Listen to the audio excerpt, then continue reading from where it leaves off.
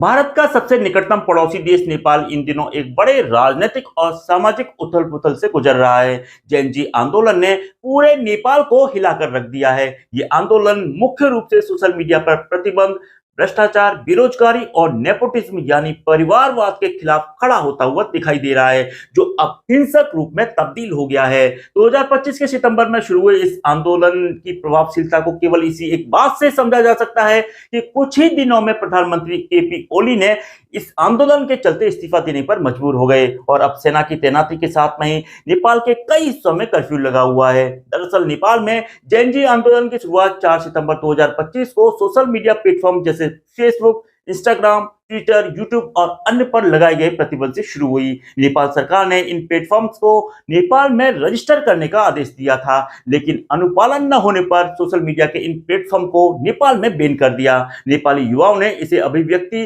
स्वतंत्रता पर हमला माना और इसके विरोध में सड़कों पर उतर आए। हालांकि सिर्फ सोशल मीडिया का यह मुद्दा नहीं था, इसके पीछे वर्षों से जमा असंतोष भी शामिल था। नेपाल में युवा बेरोजगारी की दर साल दर साल बढ़ रही है, भ्रष्टाचार व्याप्त है और राजनीतिक नेतृत्व पर भी परिवारवाद के आरोप लगते रहे हैं, जिसके चलते यह आंदोलन जल्द ही हिंसक रूप में तब्दील हो गया। 8 सितंबर को प्रदर्शनकारियों और पुलिस की झड़प में कई युवा हताहत हुए, वहीं बड़ी संख्या में इस आंदोलन में लोग घायल भी हुए। प्रदर्शनकारियों ने नेपाली संसद भवन को नुकसान पहुंचाया, मीडिया हाउस जैसे कांतिपुर टीवी पर भी नुकसान पहुंचाया और इसी के साथ साथ में पूर्व प्रधानमंत्री के घरों को भी नुकसान पहुंचाने की वीडियो खूब सोशल मीडिया पर वायरल हो रहे हैं। कुल मिलाकर स्थिति इतनी बिगड़ गई कि सेना को तैनात करना पड़ा।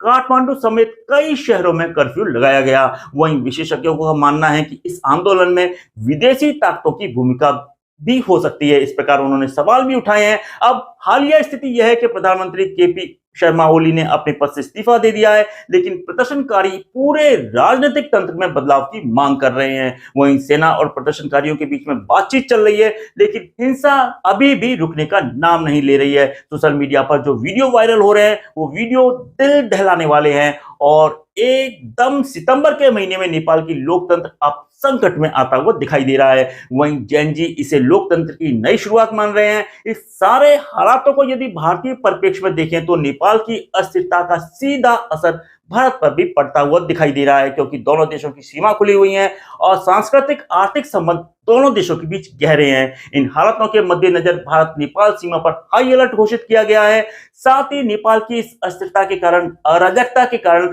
अवैध प्रवास की संभावना भी बढ़ गई है। भारत के नागरिकों के लिए यात्रा सलाह भी जारी की गई है और इसी के साथ साथ आर्थिक दृष्टिकोण से भी सीमा पर व्यापार प्रभावित होता हुआ दिखाई दे रहा है।